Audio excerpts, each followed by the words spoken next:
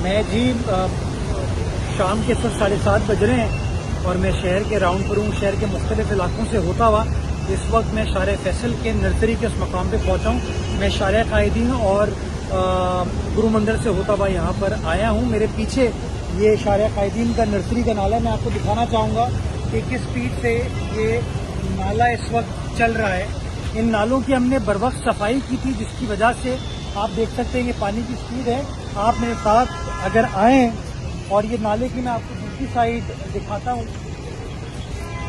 ये नाला यहाँ से होता हुआ, नर्सरी से होता हुआ all the way Mahmudabad drain की तरफ जा रहा है। मैं लोगों से सिर्फ ये रिक्वेस्ट करना चाहता हूँ, क्योंकि मूसलाधार बारिश कोई 6 घंटे चली है, हमें रिलीफ के काम में थोड़ी सी दिक्कत आ रही है। और आप पीछे देखेंगे ये ट्रैफिक का हमें चैलेंज है, जिसकी वजह से जो रिलीफ की हमारी टीम है, मशीनरी है, उसको पहुंचने में दिक्कत हो रही है। तो नालों की बर वक्त सफाई की गई है। कुछ जगहों पे हमें